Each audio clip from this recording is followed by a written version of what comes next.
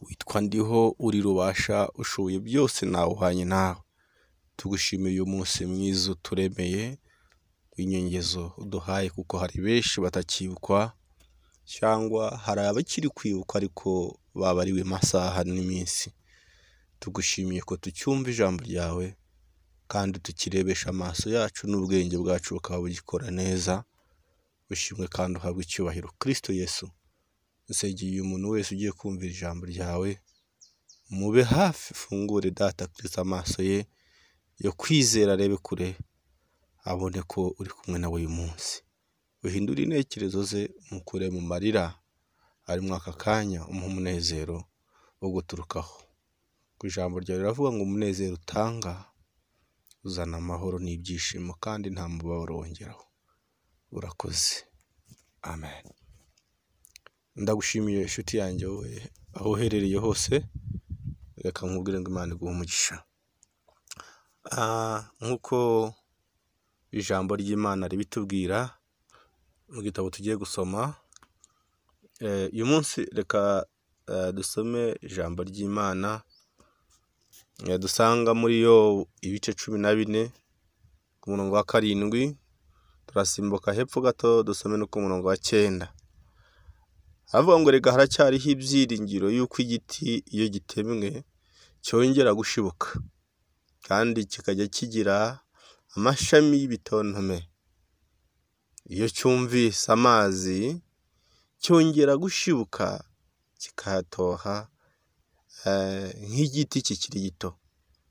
Erega haracyariho ibyiringiro yuko igiti iyo gitemwe cyongera gushibuka kandi kikagira amashami y'ibitontome. Iyo cyumvise amazi cyongera gushibuka kigatoha nk'igiti kikiri gito. Imana yo mu ijuru ibahe umugisha. Uyu munsi cyangwa uyu mwanya Imana impaye ijambo kugira ngo mpanurire ubwoko bwayo. Reka nkubwire ngo ijambo ry'Imana niribura mu buzima bwawe, uzaba umeze nk'umuntu wishwe n'umwuma ndetse udateganya kubona amazi kuwukira, kuko ijambo ry'Imana iyo ryinjiye mu muntu hari uko rimuhindura, riramutoshya agatoha, kandi ikindi rirema ibyiringiro byo kubaho no kunezerwa. Ijambo ry'Imana iyo umuntu arifite, iyo ahamanyije naryo, ndagira ngo nkubwire ngo amaso yacu y'uyu mubiri turebesha ryo rirahindura, rikagushyiriraho andi maso y'umwuka ukareba.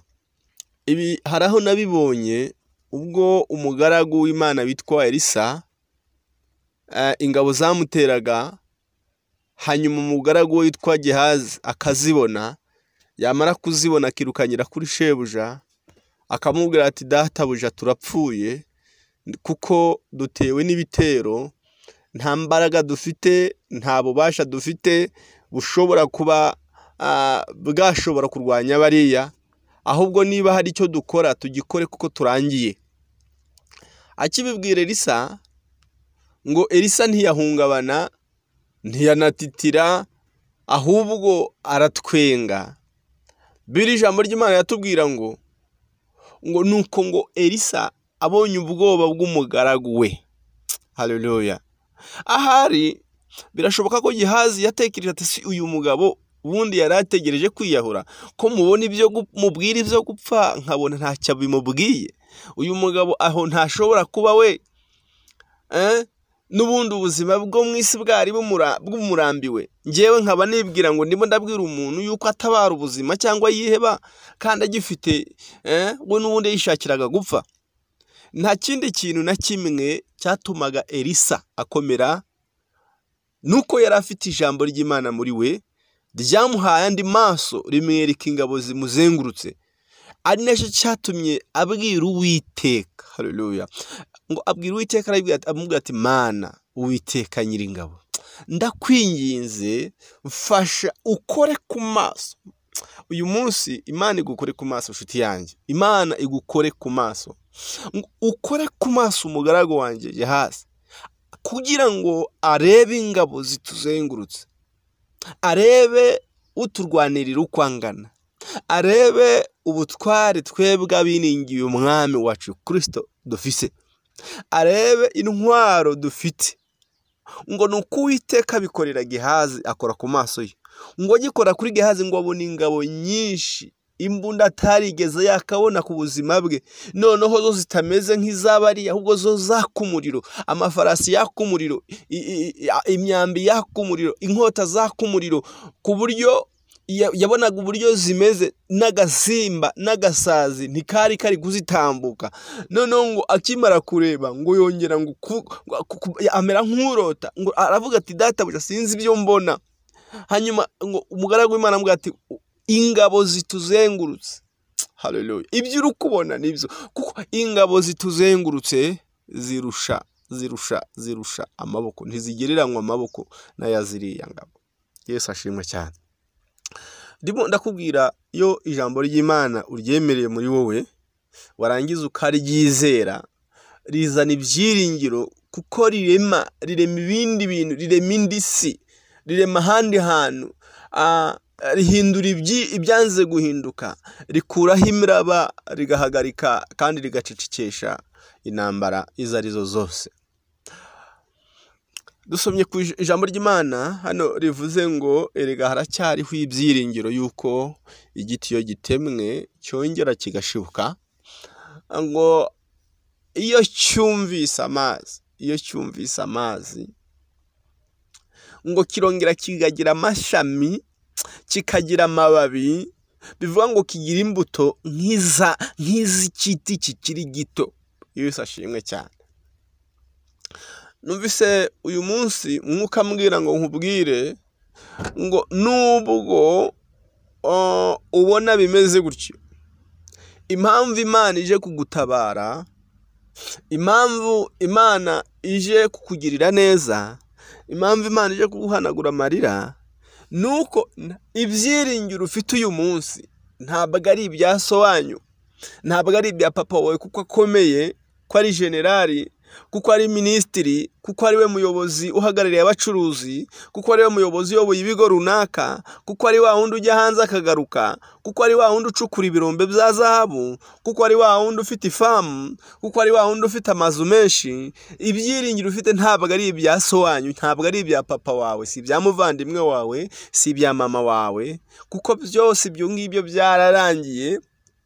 Impamvu Imana ije kugutabara nuko ibyiringiro usigaye gusa usigaranye mu buzima bwawe ni ibyiringiro by'Imana, ni ibyiringiro hanze Yesu, ni ibyiringiro hanze Kristo, ni ibyiringiro hanze Imana.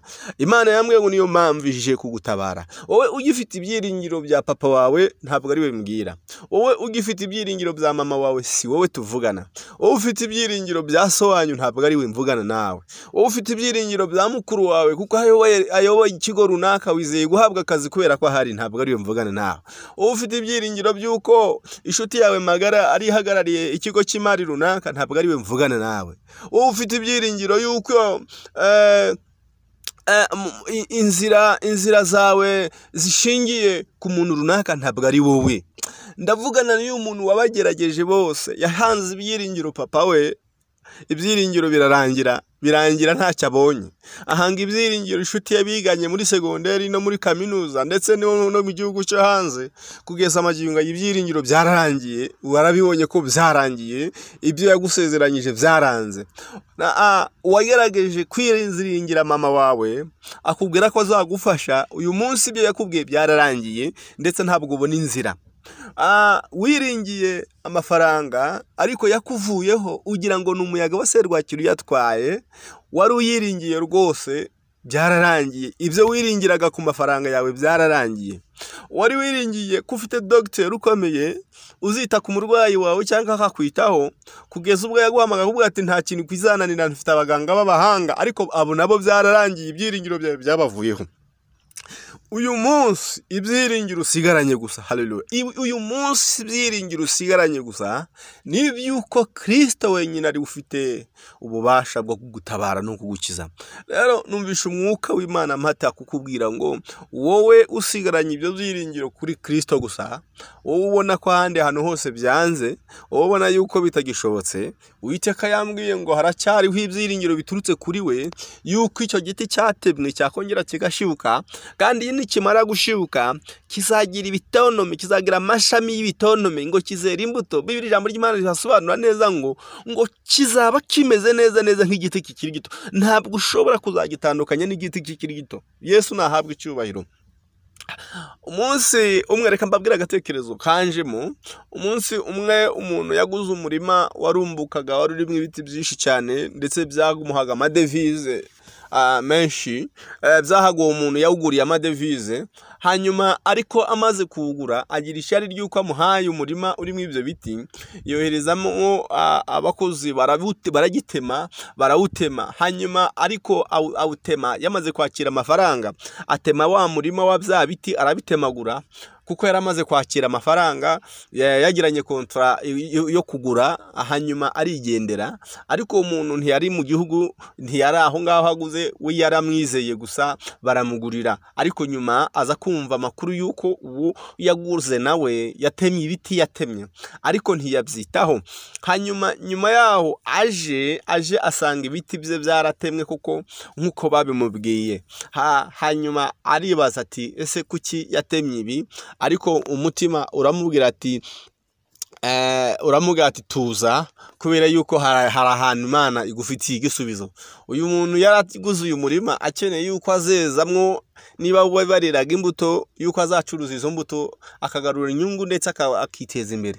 Uyu muntu ashobora kuba yaraguze umurima avuga ati uyu murima ndawuguriye abana banjye, njye sindi mu gihugu cyangwa se ndaha, bajye basarura be kwicwa n'inzara, kuko numvise kuriya murima urumbuka. Hanyuma wenda ashobora kuba yaraguze uyu murima avuga ati uyu murima ubwo nkuguze, inzara isa nkaho igiye kugabanuka, consommation natangaga nkoresheje imbaraga nyinshi n'icyuya birarangiye, ngiye kujya nsoroma hariya, hanyuma ntunga abana, nishyura ishuri se, nanjye mbeho mu buryo butangoye. Kuko murabizi ko rimwe na rimwe hari igihe tuzigama ibintu bizadutunga mu minsi iri imbere, ubwo imbaraga zacu zizaba ari nkeya. Uyu muntu nawe yaguze uwo murima ahari ari icyo agamije ngo, ariko ngo yumva inkuru y'incamugongo yuko uwaguze uwo murima yatemye n'ibiti, kandi ibyo biti nibyo byatumye agura umurima. Ariko ngo mu mutima we ngo arasuhuza umutima, ariko aratuza, aravuga ati sindi bujye guhangana n'uriya muntu, ahubwo reka mureke ndebe icyo Imana yateganyije ku buzima bwanjye. Ngo bukeye ngo bya biti byose yatemye, haleluya, ngo bya biti byose byatemwe ngo birashibuka, ngo ahubwo noneho ngo biraza bifite imbaraga zirenze za bya bindi byari biriho, ngo si ukwera bivayo. Ngo noneho ngo wa muntu ngo baramubwira ngo ese ko waruhiye ubusa ukaba waratemye bya biti byendaga gusaza, noneho ubu ibyashibutse kuri byo byabaye byinshi, byabaye intangarugero. Uyu muntu noneho arimo aracuruza ya mafaranga yaguhaye, nubwo wayakuba ishuri 10 ntabwo yayaguha. Haleluya. Rero shuti yanjye, birashoboka yuko hari umuntu wakwimye ubufasha abona yuko bitazoshoboka. Haleluya. Birashoboka yuko umuvandimwe wawe yagize ishyari yuko wowe wageze mu rugo rwiza, we urwo rukaba ari ikibazo, ndetse bikaba ngombwa ko impano cyangwa se imfashanyo yaguhaga yahagarika, bidaturutse ahandi, kuko wenda yumva umutima we Satani ashaka yamwinjiyemo.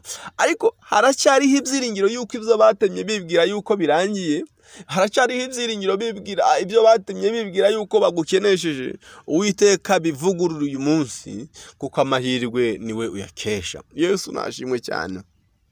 Rero shuti yanjye, iyo umuntu afitiye ibyiringiro umuntu atabifitiye Imana, ndagira ngo nkubwire ngo nyuma ararira, nyuma aricuza, nyuma umva ayiremamo urwango. Kubera iki? Kuko umuntu arahinduka, bituma wanga umuntu, bituma wanga abantu, bituma wanga abavandimwe, kuko warabiringiye gusa, ariko ntiwashyiramo distance ngo uvuga ati nubwo mbiringiye reka niringire Imana kuruta uyu muntu.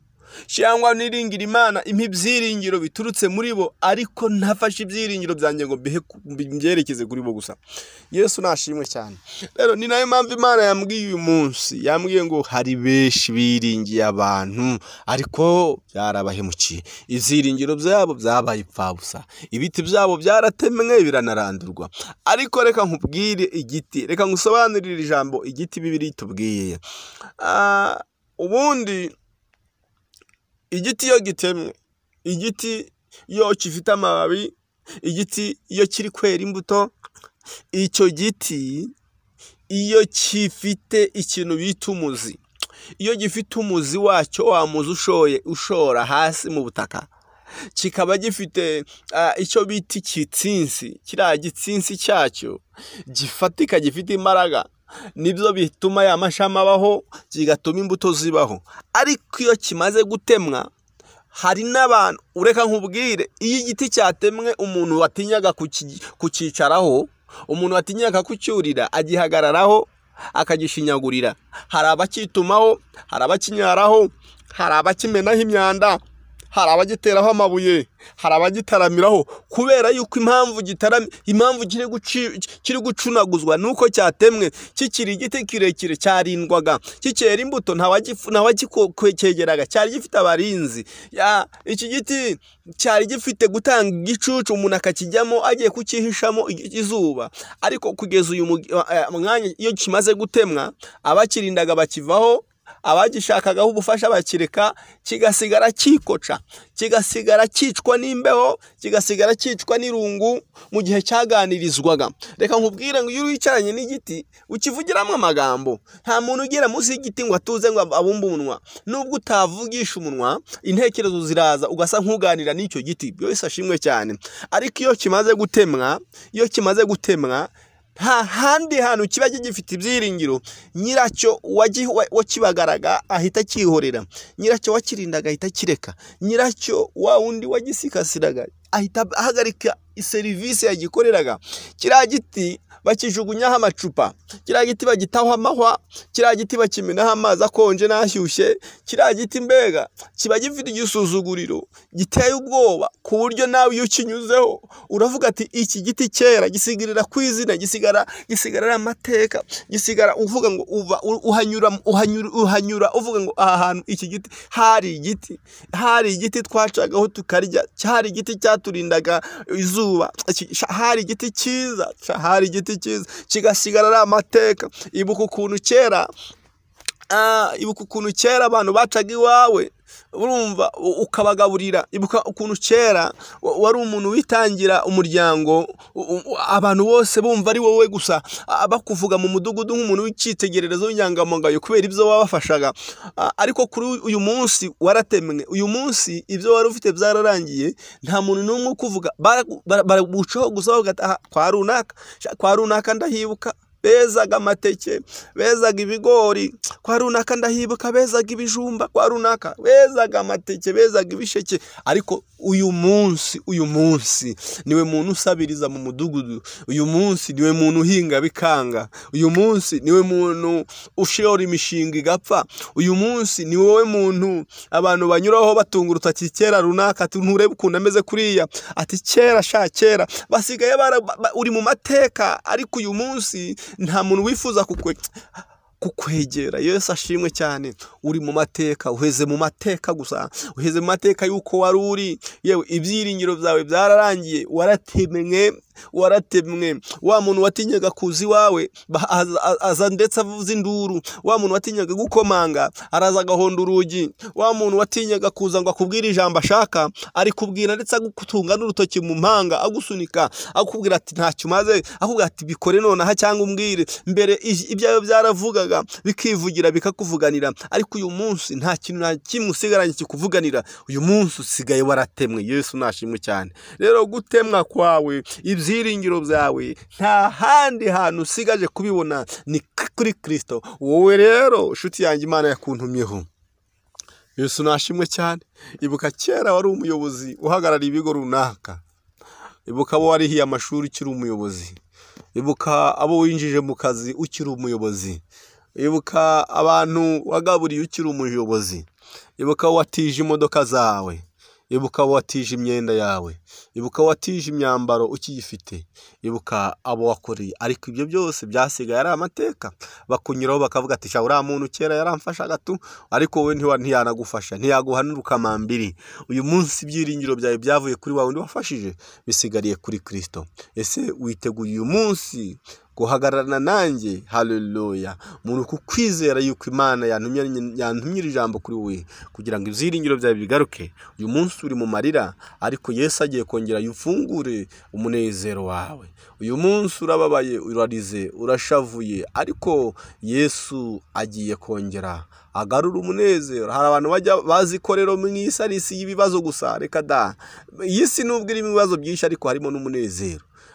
Hari abantu bafite umunezero kandi bawufite pe, batawutira, batawutira amafaranga, batawutira ababyeyi, bafite umunezero. Bafite Kristo, bafite n'amafaranga. Icyo bashatse kurya barakirya kandi bizera Imana. Ibyo byose rero bifite aho bituruka. Ariko uyu munsi humura, hari ijambo rije ku buzima bwawe. Imana iguha umugisha kandi komera. Mu kanya turasubira. Reka dusengane Imana rero, kuko uyu munsi ibyiringiro byawe niba ubihanze kuri Yesu, niwe wenyine igisubizo cy'ibibazo byawe. Araje aguha amahoro, araje aguha amahoro. Ibi nkubwira ko hari abantu bafite amahoro, barahari bafite amahoro, bafite Yesu, bafite amahoro, bafite amafaranga yabo bayarya mu mahoro, bafite Kristo, batunze, batunganiwe. Uyu munsi rero humura, Yesu aje ku buzima bwawe.